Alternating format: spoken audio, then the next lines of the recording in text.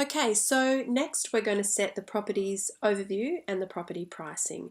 If you did take the time to prepare some property descriptions and the pricing structure for standard and for custom periods, as we explained in the earlier stages, this should be a pretty quick and easy process for you to go through.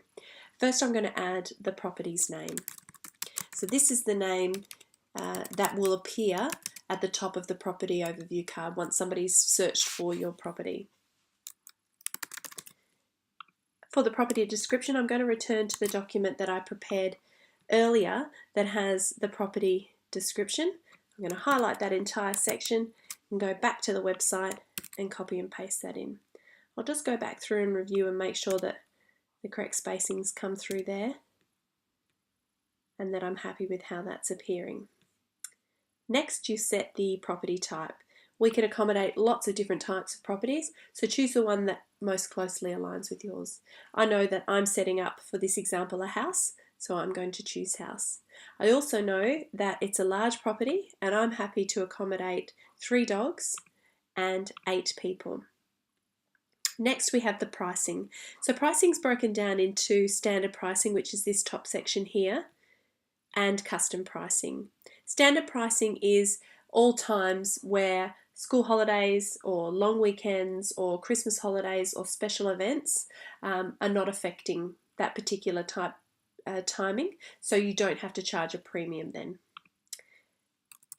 In those times, on a Sunday through to a Thursday, I'm happy to charge $200, so I'm going to add that to each night. And then on Friday and Saturday nights, I'm going to charge $230.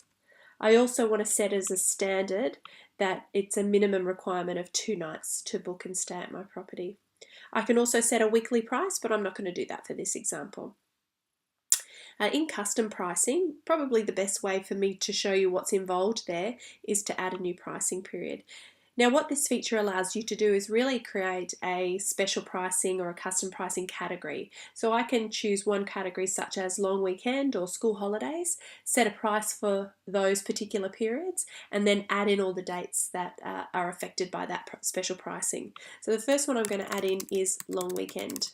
The next one that we have coming up is Queen's birthday in Victoria, and that starts on Friday the 9th of June and ends on Monday the 12th of June. The one after that is the Melbourne Cup long weekend. So I'll skip all the way through to November and select it from Friday the 3rd of November all the way through to Tuesday the 7th of November. As with the standard pricing, I can set a different price on different nights of the week, or I can just choose one price for all 3 nights, and I'm going to just choose one price for all 3 nights. But the one thing I am going to do differently is I'm going to set a 3-night minimum. So if anybody wants to come and stay at my property over those long weekends, they do need to book for all 3 nights. And I'll add pricing period. The next one I'm going to add is the school holidays.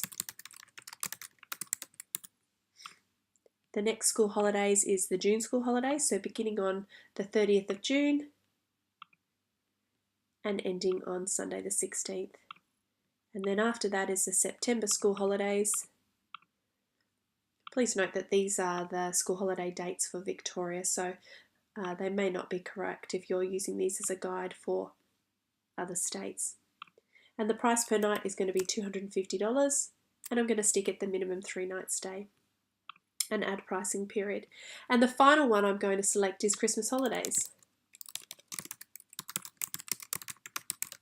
Now for me, this encompasses the last day of term for the year, all the way through to when school starts again in January or sometimes in early February. So Friday the 22nd, all the way through to the last Sunday or the first Sunday in February. The price per night will be set at $250, but the one thing I'm going to do slightly differently here is I would like people to only book for a 7-day period, which is quite common for Christmas time.